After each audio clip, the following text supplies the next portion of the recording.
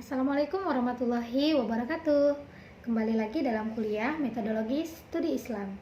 Hari ini kita akan membahas tentang posisi Islam sebagai wahyu. Wahyu adalah pemberitahuan tertutup dengan cepat kepada Nabi. Wahyu yang pertama, Quran Surat Al-Alaq ayat 1-5. Di sana terjadi dialog antara malaikat dan Nabi Muhammad. Ketika malaikat mengatakan, "Iqra", maka Nabi Muhammad mengatakan, "Ma'ana bikari".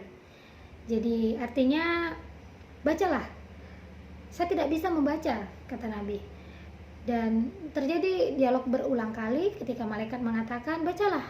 Nabi pun mengatakan, "Saya tidak bisa membaca". Dan pada akhirnya Nabi Muhammad pun dibimbing oleh malaikat untuk bisa membaca. Maka disitulah turun perintah bahwa ilmu pengetahuan itu sangat penting, maka kita pun harus menuntut ilmu karena Allah itu aliman, Allah maha mengetahui, dan Allah juga ingin memberikan ilmunya kepada kita agar kita pun menjadi orang yang alim, ulama maupun orang-orang yang berilmu. Kemudian turun lagi wahyu yang kedua, Quran Surat Al-Qalam, dan turun lagi wahyu yang ketiga, Quran Surat Al-Muzammil. Dan selanjutnya terjadi kekosongan wahyu selama 3 tahun, barulah muncul kembali Quran Surat Al-Mudaththir, dan muncul lagi Quran Surat Al-Fatihah. Selanjutnya kita juga mengetahui bahwa di dalam ayat terdiri dari 2 bagian, yaitu ayat qauliyah dan ayat kauniyah. Ayat qauliyah itulah yang terdapat dalam mushaf Al-Quran, dimulai dari Quran Surat Al-Fatihah sampai Quran Surat An-Nas. Sedangkan ayat kauniyah yaitu ayat-ayat yang berhubungan tentang kekuasaan Allah, seperti Quran Surat Al-Fussilat, yaitu yang menjelaskan tentang alam, bahwa demikianlah ditunjukkan tanda-tanda kebesaran Allah, yaitu diciptakan alam dan isinya. Demikian juga bahwa kita harus mengetahui bahwa Al-Quran itu benar dan cukuplah Allah yang menjadi saksi. Nah, itu adalah bagian dari perbedaan antara ayat qauliyah dan ayat kauniyah. Kemudian kita juga harus mengetahui fungsinya, yaitu posisi Islam sebagai wahyu. Fungsinya yang pertama adalah mempercayai nabi-nabi sebelum Nabi Muhammad, yaitu ketika rukun iman juga ada dijelaskan bahwa percaya kepada nabi-nabi, maka kita pun harus percaya kepada nabi-nabi sebelum Nabi Muhammad.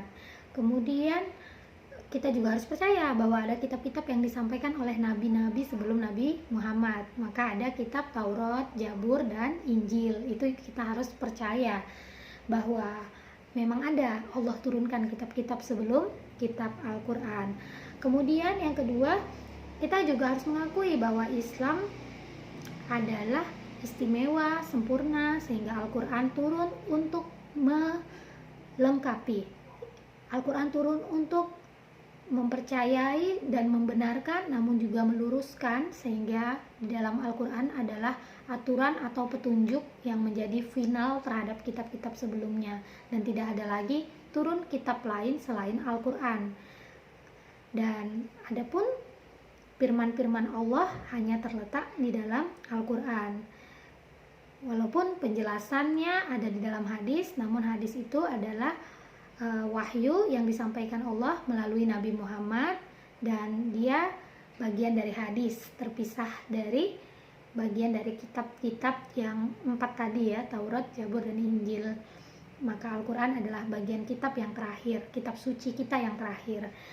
Selanjutnya kita juga harus mengetahui fungsi yang berikutnya, yaitu Islam adalah agama yang diridhoi di sisi Allah, maka kita tidak boleh syirik. Dan kemudian selanjutnya Islam sebagai unsur pembaharuan, yaitu pendidikan sudah dibolehkan dari 2 bagian.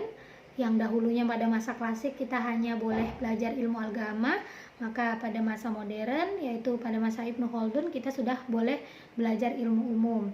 Sehingga ketika kita mempelajari ilmu umum dan ilmu agama, sebenarnya kita sedang belajar tentang keseimbangan dunia dan akhirat. Maka ketika pun kita berdoa, Rabbana atina fid dunya hasanah wa fil akhirati hasanah wa qina azabannar, ya Allah berikanlah aku kebahagiaan dunia dan akhirat.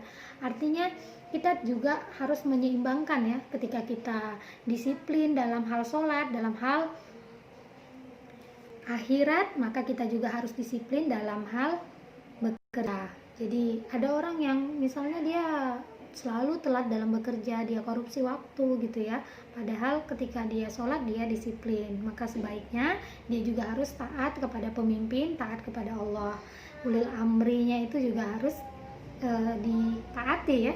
Jadi taatlah kamu kepada Allah, pada Rasul, dan pada ulil amri. Itu maknanya bahwa kita itu harus menyeimbangkan dunia dan akhirat. Kemudian kita juga harus mengetahui bahwa Islam itu sebagai rahmatan lil alamin, yaitu ketika kita mengetahui Allah yang maha pengasih lagi maha penyayang, sebenarnya Allah juga sedang menurunkan itu kepada kita, bahwa Allah memberikan bentuk kasih sayangnya kepada kita sehingga kita pun memiliki rasa kasih sayang kepada sesama. Ada yang sayang sama manusia, ada yang sayang kepada hewan, ada yang sayang pada tumbuhan.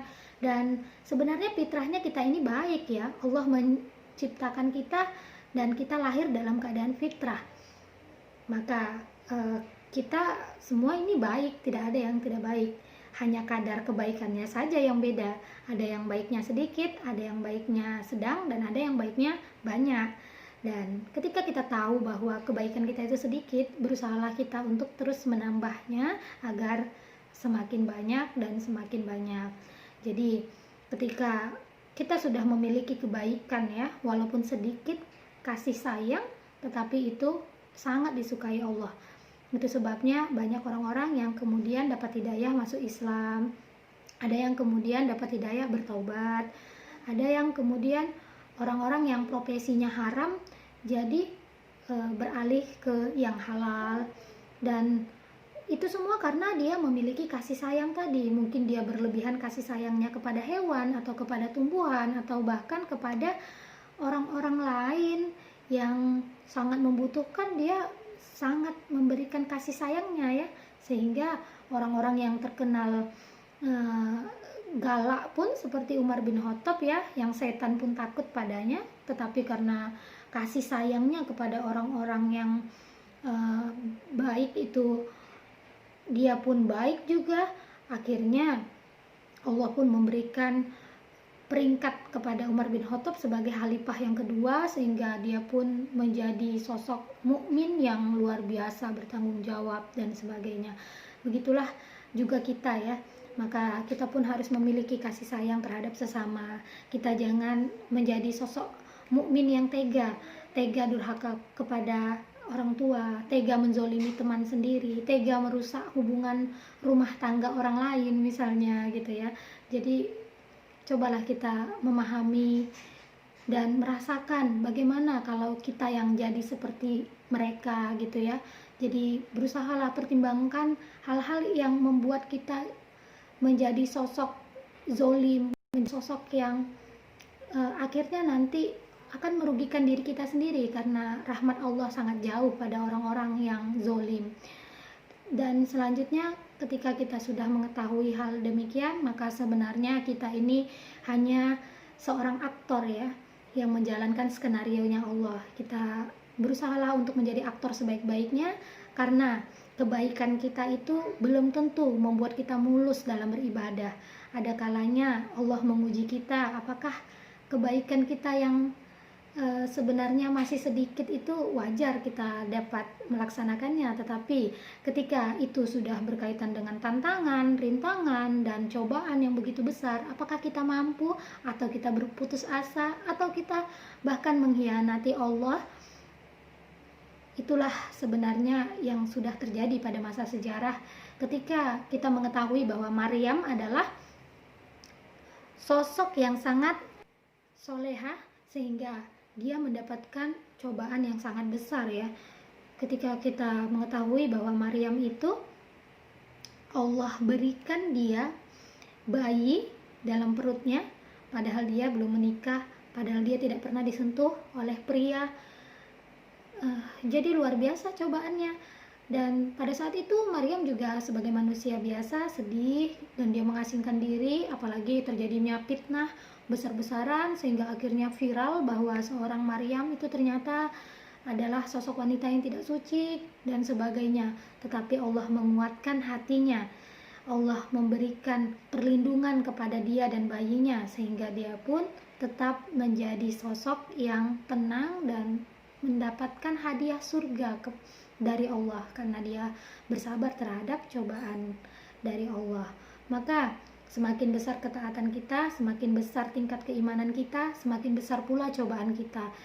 Dan kita pun harus dapat menikmati peran demi peran. Ada kalanya kita perannya sebagai peran utama, ada kalanya kita perannya sebagai peran pembantu, dan ada kalanya kita mungkin menjadi peran figuran. Kita harus siap dalam segala aktor yang Allah inginkan, karena Allah tidak akan menguji kita sebagai hambanya di luar kemampuan kita. Maka yakinlah kita, Allah akan menolong kita dalam kondisi apapun.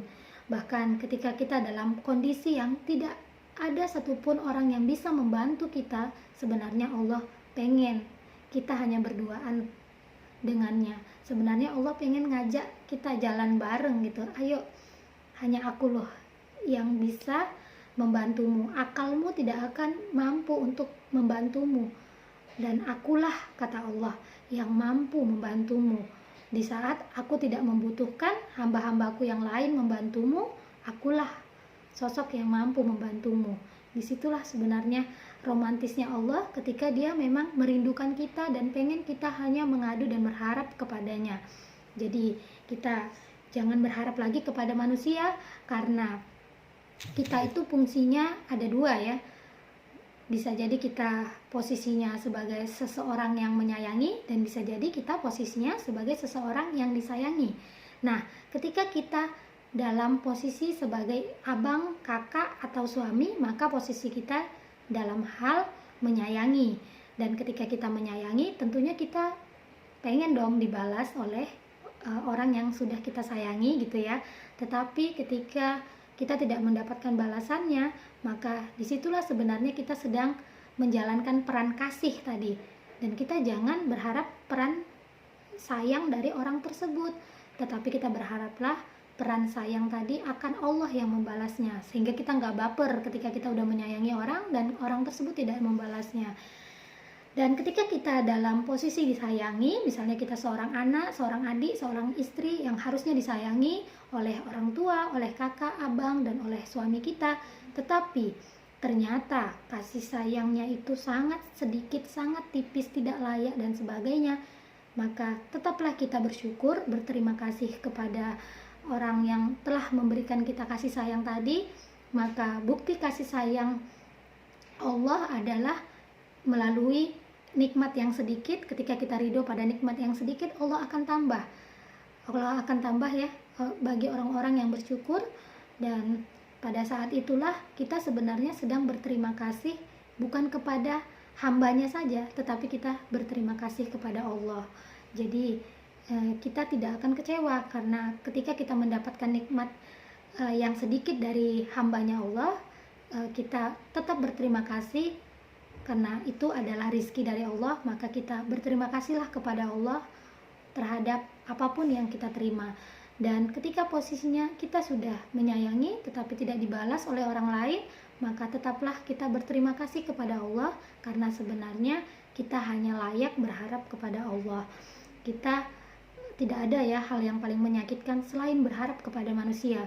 Maka Ali bin Abi Thalib juga mengatakan di dalam kutipannya, tidak ada hal yang paling menyakitkan selain berharap pada manusia.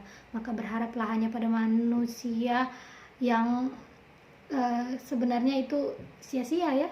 Ketika kita berharap kepada Allah, maka kita sebenarnya berharap kepada yang tepat.